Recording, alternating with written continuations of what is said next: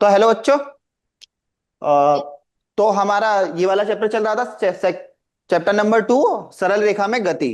तो हम लोग थ्योरी तो कर चुके थे, है ना।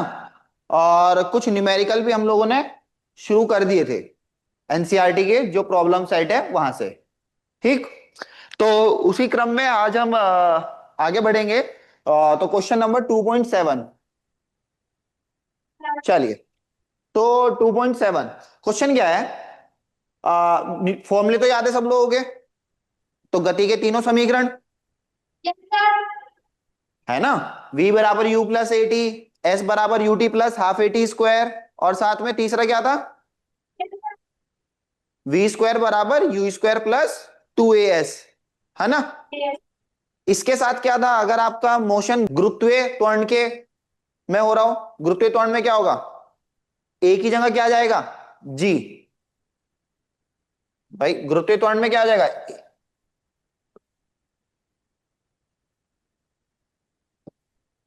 a की जगह क्या आ जाएगा, g,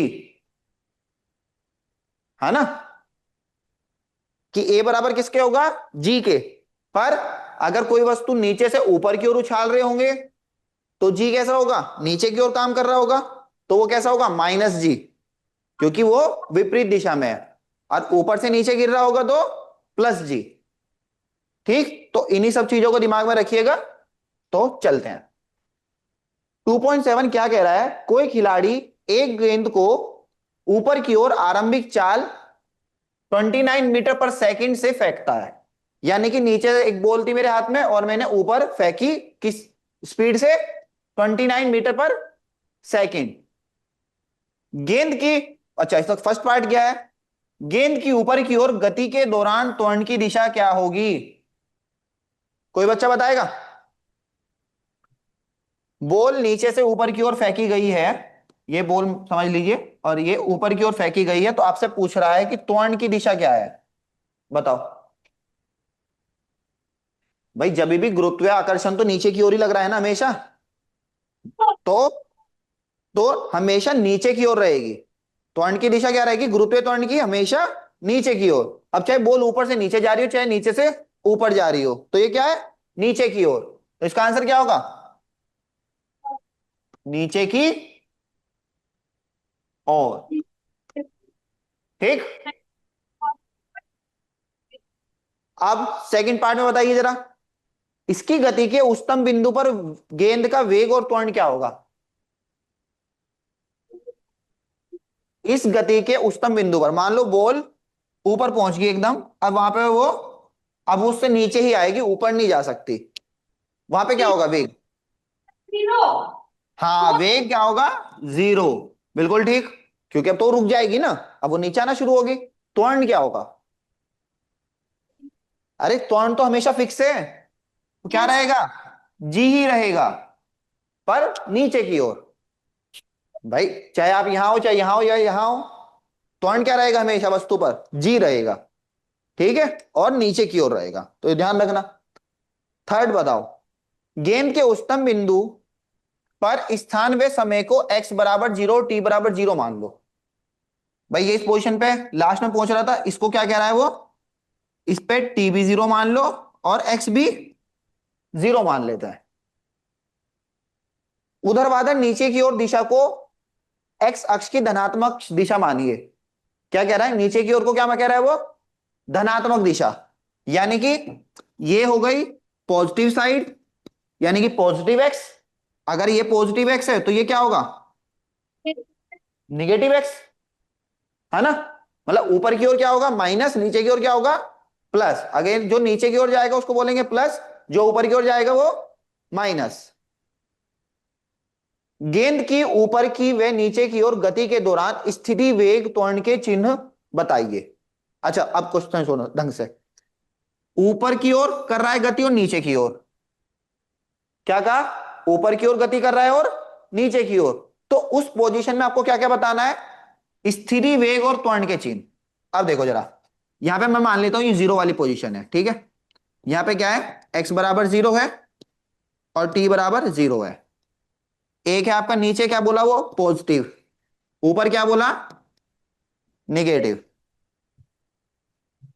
अब वस्तु अगर नीचे की ओर जाएगी तो क्या होगा बताओ। पहले एक्स का चिन्ह बताओ, स्थिति का। स्थिति का पूछा है, वेग का पूछा है, और त्वरण का पूछा है, बताओ। नीचे की ओर, इसको ध्यान में रखो। ये क्या है, पॉजिटिव है, तो स्थिति इसके नीचे क्या है, सारी पॉजिटिव होंगी ना, तो ये तो साइन पॉजिटिव हो गया। भाई ये तो आपने क्वेश्चन में ही दिया है। वेग कैसा होगा, नीचे जा रहा है, नीचे जा रहा है इसका मतलब ज्यादा पॉजिटिव होता जा रहा है। वेग क्या होता है, delta V over delta T ना, sorry delta X over delta T.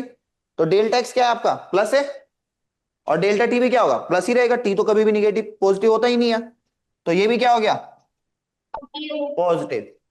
अब त्वरण बताओ, ये ट्रिकी है थोड़ा सा। त्वरण नीचे की ओर कैसा होगा, यहां पे ये जीरो है स्थिति, नीचे की ओर क्या होगा, देखो हम नीचे की ओर जा रहे हैं और त्वरण भी नीचे की ओर ही तो लग रहा है, फर्स्ट पार्ट की ओर। फर्स्ट पार्ट में ये तो देखा तुमने, त्वरण कहां लग रहा है, नीचे की ओर, और नीचे की ओर हमारा पॉजिटिव एक्सिस है, तो त्वरण कैसा हुआ, पॉजिटिव। जनरली हम क्या रखते हैं, जीरो ये लेते हैं और हम ऊपर की ओर जाते हैं, है ना, तो इस वजह से हम त्वरण क्या बोलते हैं, निगेटिव है, क्योंकि हमारा जीरो यहां सेट था। अब जीरो मैंने यहां सेट कर दिया और मैं नीचे आ रहा हूं, तो क्या होगा, मेरे लिए तो पॉजिटिव हो गया ना, तो त्वरण कैसा होगा, पॉजिटिव। अच्छा अब इसका बताइएगा जरा, इसके लिए साइन कैसे होंगे, एक्स कैसा है ऊपर, नेगेटिव, वी कैसा है,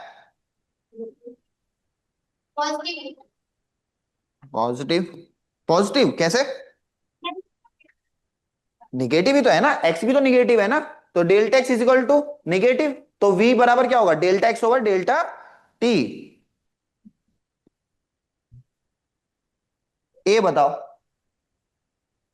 ऊपर जा रहा हूं और त्वरण क्या लग रहा है, नीचे, त्वरण तो हमेशा नीचे लग रहा है ना, तो कैसा होगा, ऊपर जा रहा हूं और त्वरण नीचे लग रहा है, तो कैसा होगा, निगेटिव।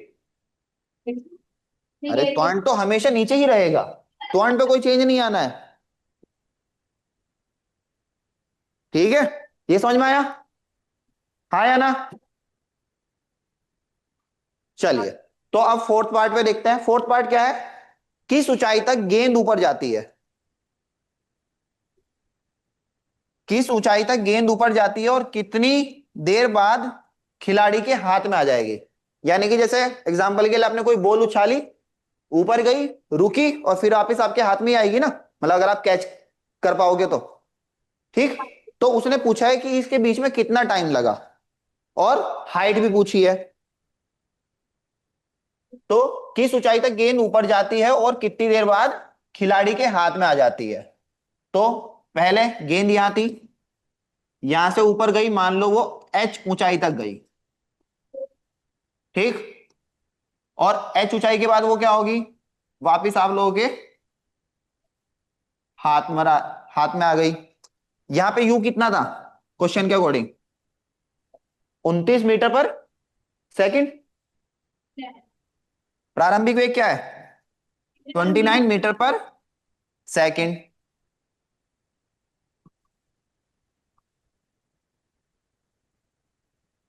जो इसकी उच्चतम बिंदु होगा वहां पर कितनी होगी वेग, बताओ, वी कितना होना चाहिए, जीरो, बिल्कुल सही।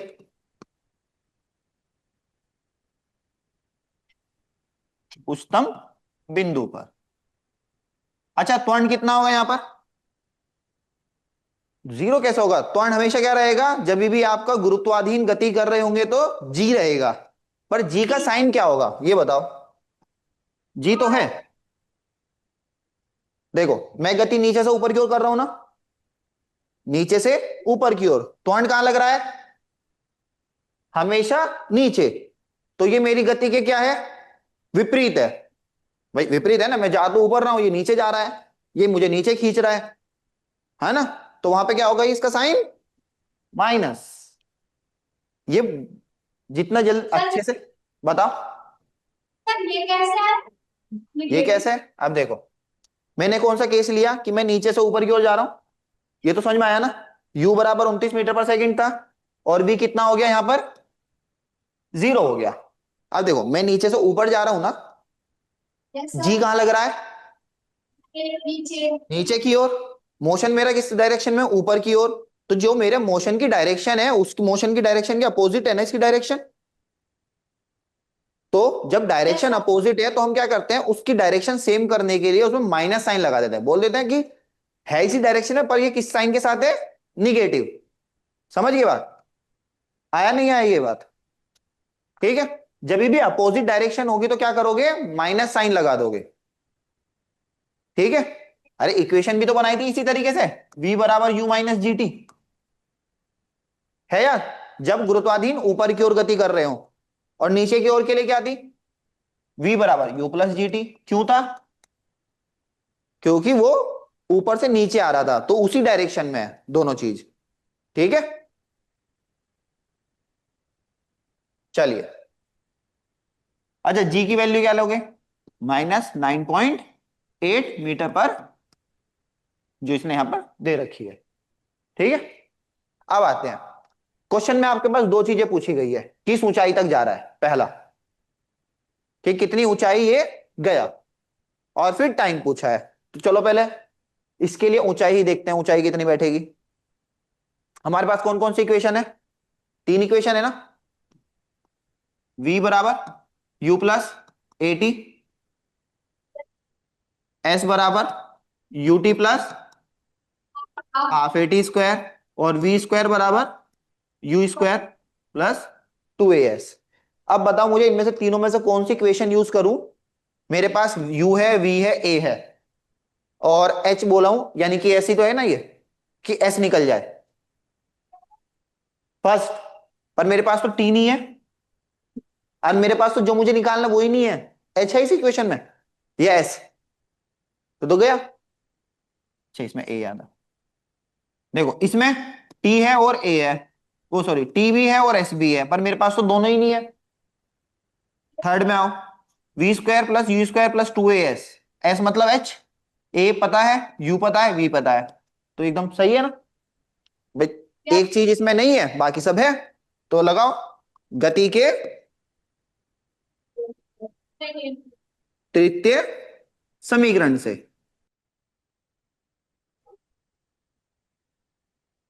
वी स्क्वायर बराबर यू स्क्वायर प्लस 2as, या आप डायरेक्ट भी इक्वेशन लगा सकते थे, वी स्क्वायर बराबर यू स्क्वायर माइनस 2gh, जो हमने ड्राइव करी थी गुरुत्वाधीन ऊपर गति के लिए, है ना। v की वैल्यू कितनी है, 0। u कितना है, 29 प्लस 2a माइनस 9.8, और s को हम यहां पे थोड़ा मॉडिफाई करें, h, ठीक। अब ये तो 0 हो गया, 29 का स्क्वायर करने की जरूरत नहीं है अभी, 29 × 29 माइनस 2 × 9.8 इसको मैं इधर ले आऊं, तो ये कितना हो जाएगा, 2 × 9.8 बराबर 29 × 29। अच्छा इसमें एक प्रॉब्लम भी है कुछ क्वेश्चन में, एनसीईआरटी की जो हिंदी वर्जन है, जो हिंदी वाली है, उसमें खाली 29 दिया हुआ है, ठीक है। बट जो मैं इंग्लिश वाली देख रहा था उसमें 29.6 है, ठीक है। तो दोनों तरीके से तुम लोग कर सकते हो, इसमें करोगे तो कुछ पॉइंट में कुछ थोड़ा बहुत ज्यादा आता है, अदरवाइज डायरेक्ट 29.6 लोगे तो पॉइंट भी नहीं आता, ठीक है। तो दोनों में से जो चाहे कर सकते हैं। तो h बराबर हो जाएगा 29 × 29/2.9.8, तो इसको आप लोग सोल्व कर लीजिएगा, ठीक है। अब नेक्स्ट पार्ट पे जाते हैं इसके। क्या पूछा था आप लोगों से, कितनी देर बाद खिलाड़ी के हाथ में आएगी गेंद, यानी कि नीचे से ऊपर गई, ऊपर से नीचे आई, मतलब दोनों काम हुए, और फिर वो उसके हाथ में आई, तो टाइम क्या होगा, पहले नीचे से ऊपर के लिए निकालेंगे, फिर ऊपर से नीचे के लिए, और फिर देखेंगे उसके हाथ में कितनी देर में आ रही है, ठीक। तो आपसे का मतलब क्या पूछा है, टी पूछा है। अब बताइएगा मुझे जरा, इनमें से कौन सी इक्वेशन लगाऊं जिससे टी निकल जाए? फर्स्ट आगे फर्स्ट लग जाएगी ना इजीली, वही वी भी है आपके पास, यू भी है और ए भी है। अच्छा, पर इससे टाइम कौन सा निकलेगा? नीचे से सिर्फ ऊपर आने का, ऊपर से नीचे के लिए थोड़ा है ये, यहां से यहां तक के लिए, क्योंकि आपके पास वी ये है, सॉरी यू ये है और वी ये है, तो यहां से यहां तक कितने टाइम में पहुंचा? ठीक है, तो कौन सी इक्वेशन? v बराबर u प्लस ए टी। वी कितना है? 0। u 29 प्लस ए कितना है? और ये t। ठीक, इसको इधर ले आओ। 9.8 टी इक्वल टू 29, तो t बराबर 29/9.8। ठीक है, अब पर ये t क्या है? नीचे से ऊपर जाने का समय, अभी तो ऊपर से नीचे भी आनी है, हाथ में आया ये बोल, तो इसके लिए क्या होगा?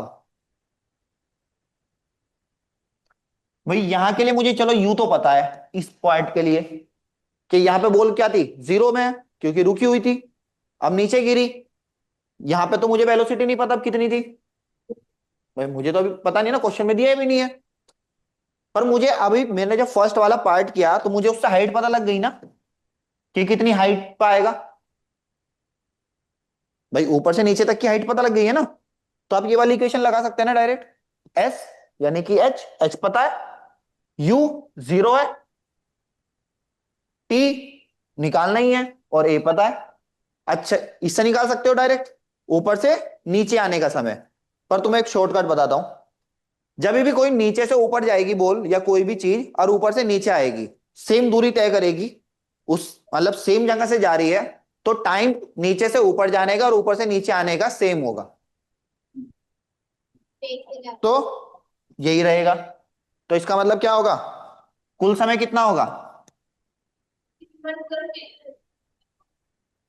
स्मॉल टी प्लस टी, तो 29/9.8 प्लस 29 मतलब इसका दो गुना हो जाएगा डायरेक्ट। ठीक है, अच्छा इस क्वेश्चन में गलती क्यों हुई देखो, अरे, अगर इसकी जगह आप 29.4 कर देते जो इंग्लिश वाली बुक में है, तो डायरेक्ट 9.8 से वो कट जाता, तो वो आ जाता 3 सेकेंड। ठीक है, बट अब ये कुछ 2.9 समथिंग कुछ आएगा। ठीक है, तो आप लोग इसको पूरा कर लीजिएगा। अच्छा, ये वाला होमवर्क है कि आप इसको टाइम को चेक कीजिएगा कि ऊपर से नीचे आने के लिए भी सेम लग रहा है या नहीं लग रहा है। मतलब मैंने बता तो दिया कि सेम होगा, बट चेक तो आप लोगों को करना चाहिए ना, कि क्या पता मैं गलत बोल रहा हूं। अच्छा, इसकी यूनिट क्या होगी, यूनिट तो बताओ।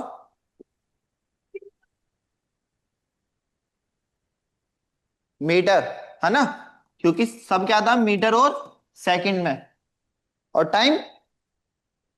तो ये ध्यान रखना, जब फिजिक्स के न्यूमेरिकल में हमेशा यूनिट भी लिखना, वरना आधे नंबर चले जाएंगे। ठीक है, कीजिएगा आप लोग इतना।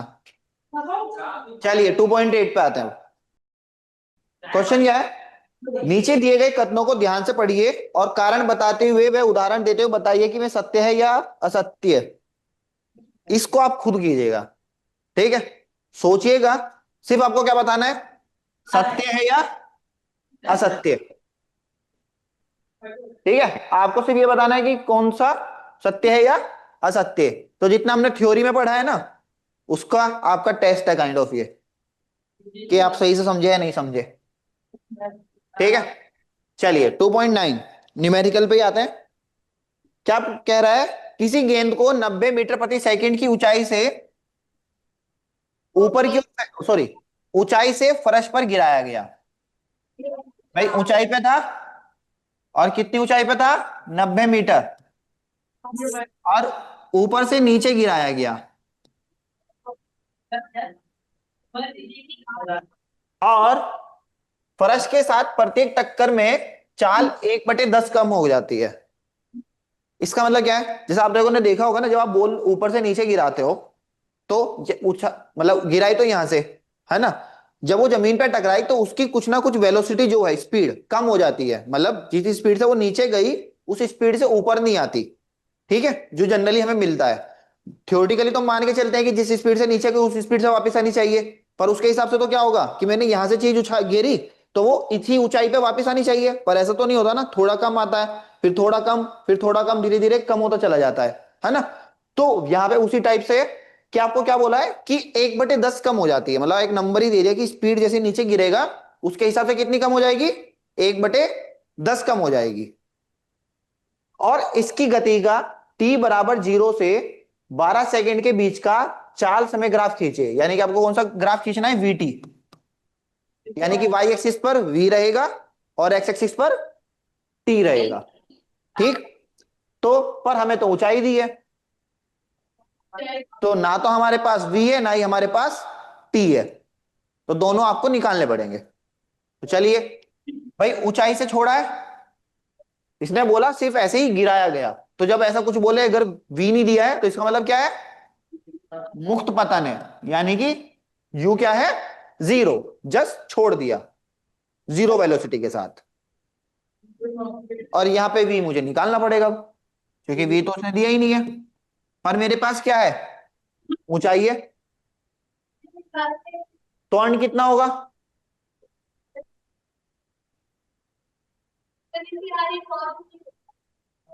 त्वरण कितना होगा ऊपर से नीचे गिरने में,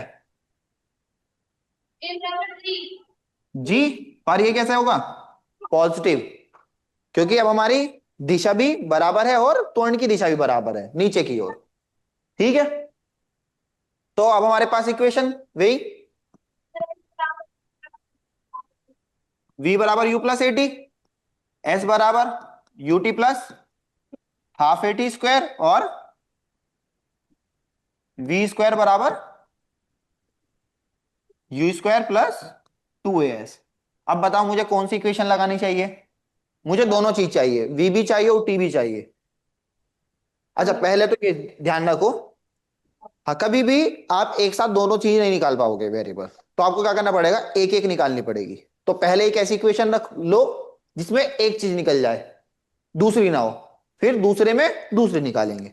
ठीक है, अब यहां पे अगर मैं देखूं, इस इक्वेशन को देखो या इसको देखो, यहां पे क्या है, मेरे पास h है 90 मीटर, u पता है 0, t मुझे निकालना है, a वो भी है मेरे पास, तो इसको अगर मैं निकालूंगा तो मेरे पास t आ जाएगा, हाँ या ना। अब इसमें आओ, v मेरे पास नहीं है, चाहिए मुझे, u पता है 0, a g है, और s भी पता है, s मतलब h, हाइट, तो इससे निकालूंगा तो v निकल जाएगा, इससे निकालूंगा तो t निकल जाएगा। तो प्रथम इसमें देखो, बोल बार बार ऊपर नीचे जा रही है ना, तो मुझे इसको साइकिल तोड़ने पड़ेंगे, कि प्रथम ऊपर से नीचे की ओर, ऊपर से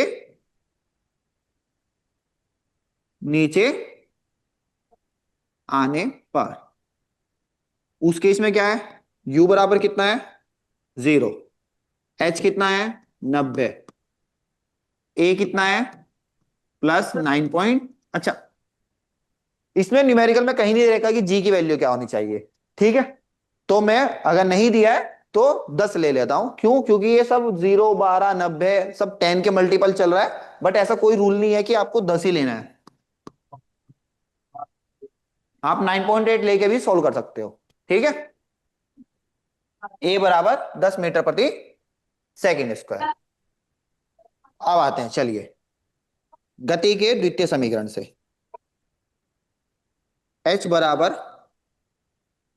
you T plus half A T square, h कितना है 90, u कितना है 0, प्लस हाफ ए कितना है 10 गुना टी स्क्वायर। ठीक, 90 बराबर हाफ गुना 10 टी स्क्वायर, तो टी स्क्वायर क्या हो जाएगा 90 गुना 2/10। ठीक, तो टी बराबर हो जाएगा 0 से 0 गई, 9 × 2, 9 का रूट क्या होता है 3, और 2 का √2। ठीक है, ये सही है। तो यानी कि ऊपर से नीचे आने में समय तो ये लगा, ऊपर से नीचे आया समय इतना लगा, पर मुझे तो v भी चाहिए। अब आओ गति के तृतीय,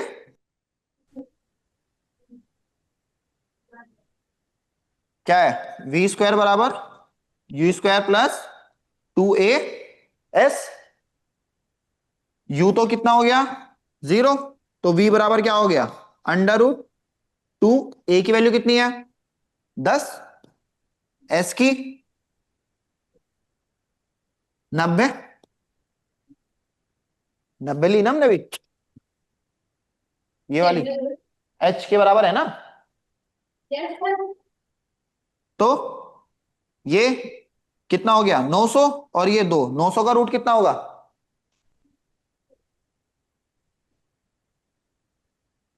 900, 9 × 100, 9 का रूट कितना होता है 3, और 100 का 10, तो 3 × 10 30। सही है या नहीं है। तो v बराबर आ गया 30√2। तो इसका मतलब ऊपर से नीचे आया, वेग इतना हो गया और इतना टाइम लिया। ये अच्छा 3√2, √2 का मतलब √2 की वैल्यू कितनी होती है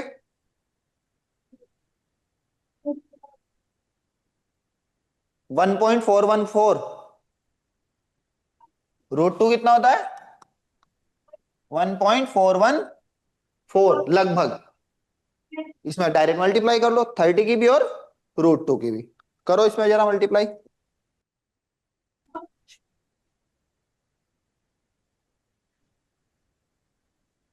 4.24 कुछ आएगा। ठीक, ऐसे ही v में करूंगा।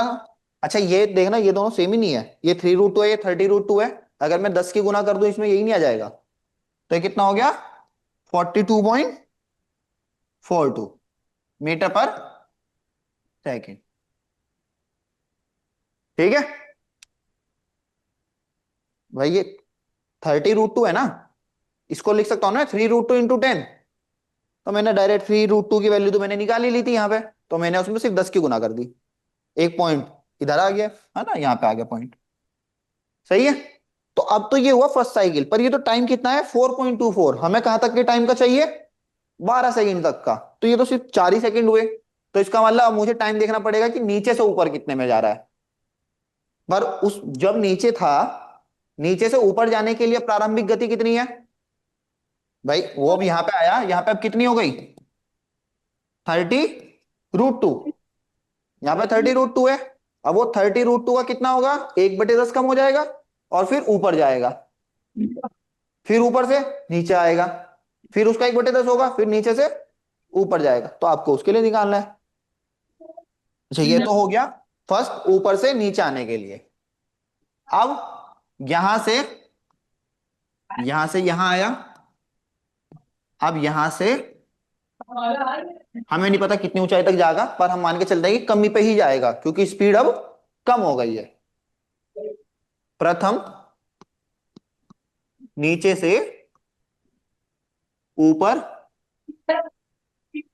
जाने के लिए क्या, यू कितना है प्रारंभिक वेग उस केस के लिए कितना होगा, उस केस के लिए प्रारंभिक वेग भाई अभी निकाला था ना 30√2, 30√2 था ना यहाँ पे इसके लिए।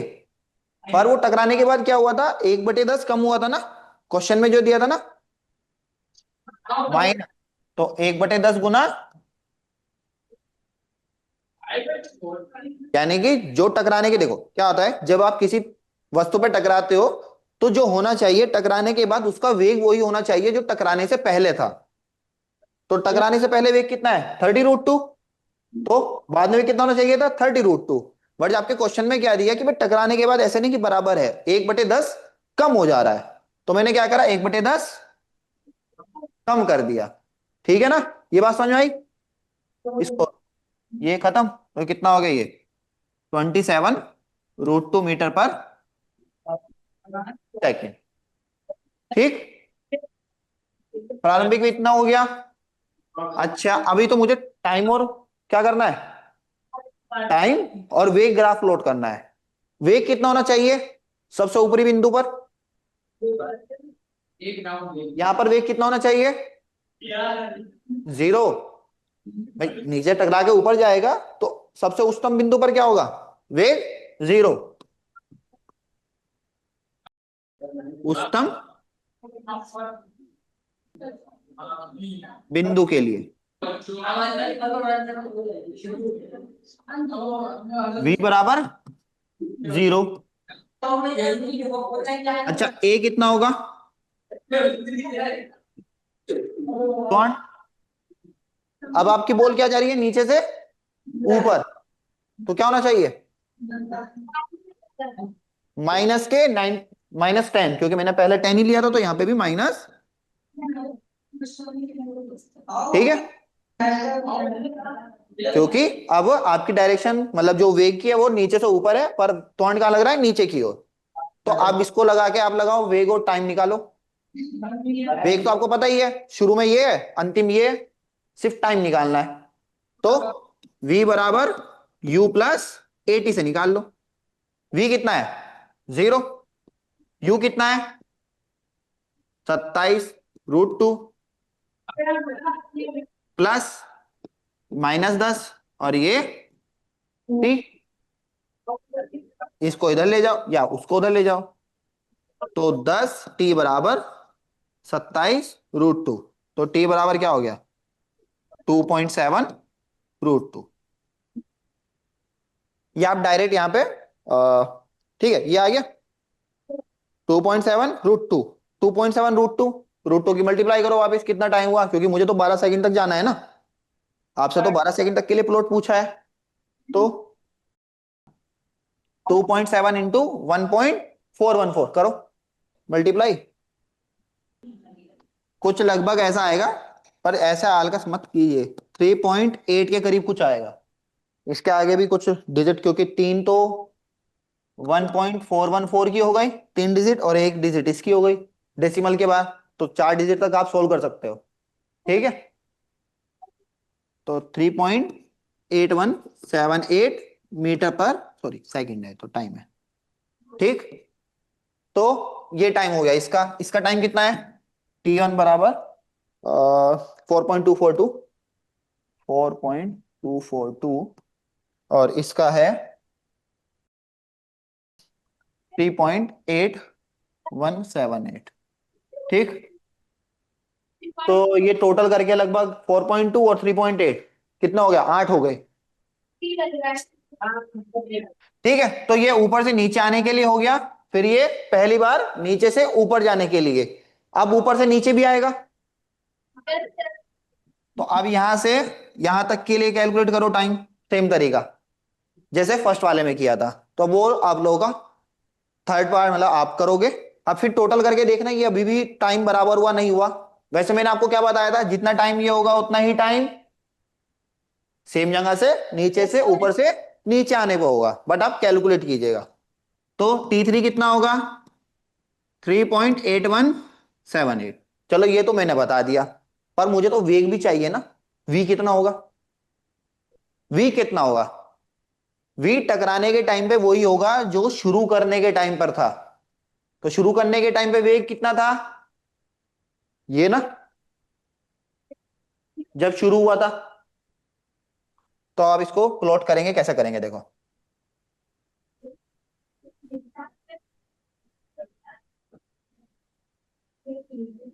ये है आपका t और ये है आपका v।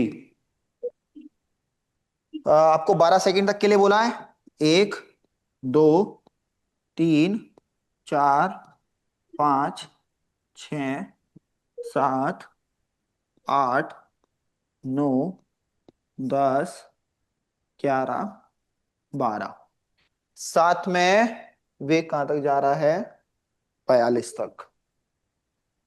ठीक है, वेग के लिए मैं थोड़ा छोटे ले लेता हूं, मतलब बड़े पार्ट ले लेता हूं, 5, 10, 15, 20, 25, 30, 35, अरे छोटा हो गया, 40, और ऊपर कहीं पे यहाँ पे 45।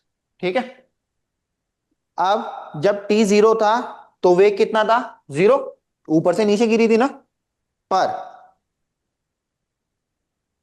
इतने टाइम पे इतना वेग हो गया था, और हम यहाँ पे एक्सेलरेशन क्या लेके चल रहे हैं? कांस्टेंट ना। तो जब एक्सेलरेशन कांस्टेंट होता है तो वीटी ग्राफ क्या होता है? सरल रेखा। जब आपका त्वरण कांस्टेंट होता है तो क्या होता है आपका वीटी ग्राफ? एक सरल रेखा। तो इतने टाइम पे कितना वेग है? 42, है ना। तो 4.2 लगभग यहां होगा कहीं। 4.2 पे आपका वेग कितना है? 42। तो यहां पे होगा कहीं। और कहां से शुरू हुआ था? जीरो से। ठीक। अब वो क्या हुआ था? दीवार से टकराया था, और दीवार से टकराने के बाद उसका वेग कितना हो गया था? इतना। जमीन से टकराने के बाद कम हो गया था ना 1/10। तो ये 27√2, 27√2 को हमने आएगा 38.178। तो गिरा कितना हुआ? 38.178। तो यहां पे कहीं होगा 38 पॉइंट। ठीक। इसके बाद उसने कितना टाइम लिया? 3.8178, ऊपर से मतलब नीचे से ऊपर जाने के लिए, है ना, ये वाला टाइम। और इसमें अंतिम वेग कितना होगा? जीरो। भाई ऊपर गया तो वेग कितना हो गया था? जीरो। और उसने कितना टाइम लिया इसके लिए? 3.81। तो टोटल टाइम कितना होगा? क्योंकि यहां पे तो ये 4.242 से शुरू हुआ ना, तो आपको ऐड करना पड़ेगा। तो कितना था? 3.41। कितना कितना था? 4.242। 4.242 प्लस 3.818। 3.818 ऐड करो।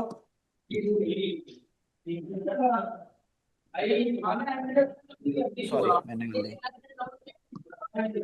6 और 0, 4 पॉइंट, सॉरी 8.8 तो लगभग यहां पे आएगा, है ना। अब यहां से यहां तक आया। ठीक। फिर वो नीचे से ऊपर गया, मैंने क्या बोला? टाइम इतना ही लगेगा, और अंतिम वेग भी कितना होगा? इतना ही होगा। तो अब इसमें दोबारा जोड़ो। 3.818, 898, और ये 11.898। तो यहां पे कहीं होगा। और वेग कितना होगा? इतना ही, जितना वो शुरू करने में था। तो ये यहां से यहां गया। अच्छा, पर टाइम तो पूरा नहीं हुआ ना। ये 12 घंटे हुए, वो 12 सेकंड हुए पूरे? नहीं हुए ना, कम है ना 12 सेकंड से। भाई आपको कहां तक बताना था? 12 सेकंड तक। और ये उससे थोड़ा कम है, तो अब आपको क्या करना पड़ेगा? फिर इसकी 1/10 कम हो जाएगी वापस से, है ना। क्वेश्चन के अकॉर्डिंग 1/10। भाई जमीन पे दोबारा टकरा गया, टकराने के बाद फिर 1/10 कम होगा। तो ये थोड़ा सा नीचे आएगा, तो वो आपको कैलकुलेट करना है कि कितना नीचे आएगा। फिर आपको क्या करना पड़ेगा? अब आप टी बराबर 0 तक नहीं जाएंगे। आप क्या करेंगे? जितना टाइम बचा है उसके लिए वेग निकाल लोगे। आपके पास ये था ना, v बराबर u प्लस एटी। अब आपके पास टाइम पहले पता नहीं था, पर अब आपको टाइम पता है ना। कितना टाइम होगा? जितना यहां पे बचा, 12 - ए आपके पास क्या है? जी है, -g। और यू कितना होगा? जो आपके पास है, जो आप कैलकुलेट करेंगे वहां पे, 10, 1/10 घटा के। ठीक है। तो इसको कीजिएगा, थोड़ा लंबा है, बट अगर आपने ये किया ना तो आपके बहुत सारे जितने भी न्यूमेरिकल्स आगे के हैं ना, वो सोल्व हो जाएंगे। मतलब आप उनके लिए कॉन्फिडेंट हो जाओगे। इसलिए बाहरी न्यूमेरिकल से डरना नहीं है। वो आपको क्या करेगा? जितने भी आपके इजी न्यूमेरिकल है उनके लिए प्रैक्टिस अच्छे से करा देगा। ठीक है। इसमें मल्टीपल टाइम करना है, बट थोड़ा कंसेप्चुअली क्वेश्चन बहुत अच्छा है। ठीक है। नेक्स्ट पेज करूं? नेक्स्ट क्वेश्चन वही थ्योरेटिकल है थोड़ा। इसको आप लोग खुद कीजिएगा, ठीक है। मतलब आप इसको समझिए कि क्या क्वेश्चन में क्या है, या फिर उसके हिसाब से आप एग्जांपल देंगे। जैसा कि पहला क्या है, किसी समय अंतराल में विस्थापन के परिमाण, विस्थापन का परिमाण, और किसी कण द्वारा उसी अंतराल में तय किए गए पथ की कुल लंबाई, इन दोनों को समझाओ कि ये दोनों अलग अलग कैसे हैं, ठीक है। तो कोई एक एग्जांपल ले लीजिएगा कि भाई इस तरीके से जा रहा है, पर इन जो आपकी विस्थापन है वो अलग है और दूरी अलग है, ठीक है। जैसे हमने डेफिनेशन बताई थी और कुछ एग्जांपल बताए थे। दूसरा, किसी समय अंतराल में औसत वेग के परिमाण और उसी अंतराल में औसत चाल, औसत चाल अलग है और औसत वेग अलग है। औसत वेग क्या था, कुल विस्थापन बटे कुल समय, उसमें क्या है ऊपर विस्थापन है, और औसत चाल में क्या होता था, कुल दूरी बटे कुल समय। भाई कुल दूरी आपकी कुल विस्थापन से ज्यादा हो सकती है ना। भाई मान लो, एग्जाम्पल के लिए आपको बता रहा हूं, एक आदमी ऐसे रास्ते पे चल रहा है जो वो गोल है, ठीक। मान लो ऐसे गया, ये कैसा रास्ता है, अर्धवृत्ताकार। ये कैसा रास्ता है, अर्धवृत्ताकार, मतलब कि गोला है आधा, ठीक। ऐसे गया, और जो इसकी रेडियस है, जो पाथ है, उसकी जो रेडियस है वो 10 मीटर है। मतलब मैं एग्जाम्पल के लिए दे रहा हूं, ठीक। तो इसकी चली गई दूरी निकाल लो और चला गया विस्थापन निकाल लो। विस्थापन कितना होगा, सिर्फ यहां से यहां तक की दूरी, जो शॉर्टेस्ट पाथ है, और चला तो वैसे है, दूरी इसकी इतनी हो गई, दूरी ज्यादा हो गई। तो आप मान लो, मैं समय बता देता हूं आपको, इसको टाइम लगा 10 मिनट चलने के लिए, यहां से वहां तक पहुंचने के लिए। तो आप इसकी औसत चाल निकालो और औसत वेग निकालो, दोनों अलग अलग आएंगे क्योंकि टाइम तो सेम है, पर जो चला गया पाथ है वो क्या है, कम और ज्यादा हो गया विस्थापन और दूरी के टर्म में, ठीक है। तो आपको बताना है पहला, दोनों में ही दूसरी राशि पहली राशि से अधिक या उसके बराबर है। समता का चिन्ह कब सत्य होता है, मतलब इन चीजों में करो कि भाई साइन कब सेम रहेगा और अलग कब होगा, ठीक है। तो इसके बारे में सोचना, नहीं होगा तो नेक्स्ट क्लास में हम डिस्कस करेंगे वैसे, ठीक है, इसको सोल्व करेंगे। चलिए न्यूमेरिकल पे नेक्स्ट, न्यूमेरिकल है 2.11, ठीक। कोई व्यक्ति अपने घर से सीधी सड़क पर 5 किलोमीटर प्रति घंटा की चाल से 2.5 किलोमीटर दूर बाजार पैदल तक जाता है। भाई ये आपका इतनी दूर है, चाल क्या है, ये है, परंतु बाजार बंद है, उसी क्षण वापस मुड़ गया। जैसे ही बाजार पहुंचा 2.5 किलोमीटर, तुरंत वापस चल दिया। पर अब उसकी चाल कितनी है, 7.5 किलोमीटर प्रति घंटा। गया था किससे, 5 किलोमीटर प्रति घंटा से, आया किससे, 7.5 किलोमीटर प्रति घंटा से, घर लौट आया। भाई देखो, घर से बाजार कितनी दूर है, 2.5 किलोमीटर, तो बाजार से घर भी कितना होगा, 2.5 किलोमीटर, मतलब सेम ही दूरी गया होगा, सेम ही दूरी वापिस आया होगा, बस चाल अलग अलग है। अब वो पूछ रहा है समय अंतराल कौन कौन से टाइम में, 0 से 30 मिनट, 0 से 50 मिनट और 0 से 40 मिनट की अवधि में उस व्यक्ति का क्या क्या निकालना है, माध्य वेग का परिमाण और माध्य चाल क्या होगी। चाल का मतलब समझ रहे हो, कुल दूरी बटे कुल समय, और वेग का मतलब कुल विस्थापन बटे कुल समय, है ना।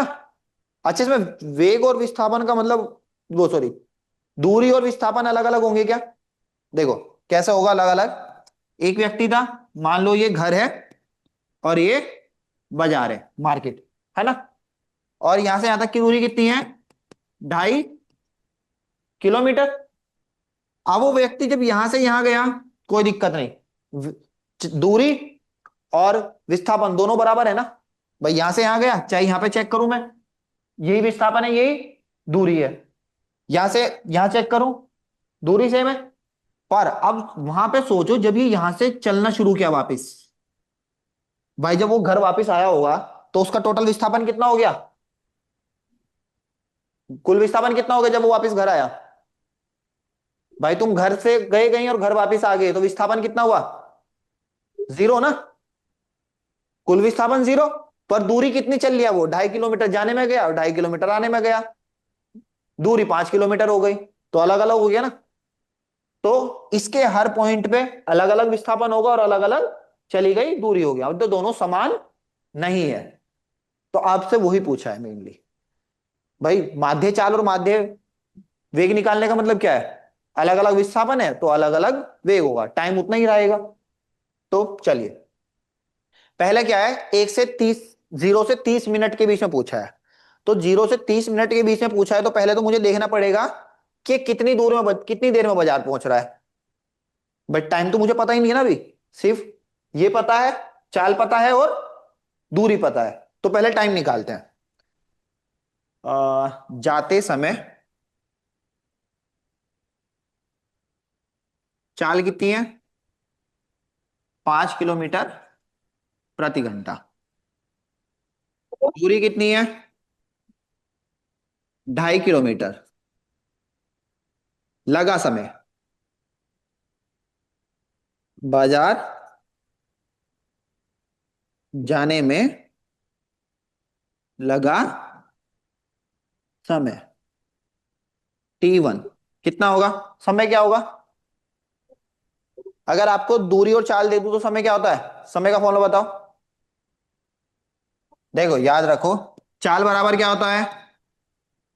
दूरी बटे समय। तो समय बराबर क्या होगा? दूरी बटे चाल। दूरी बटे चाल। दूरी कितनी है? 2.5। चाल 5। और ये किसमें है? किलोमीटर, ये किलोमीटर प्रति घंटा। तो समय कितना आएगा? हाफ हो गया। पर ये क्या है? है ना, घंटे में है ना ये। 0.5 आर हो गया ना। मिनट में बताओ। 30 मिनट हो गया ना।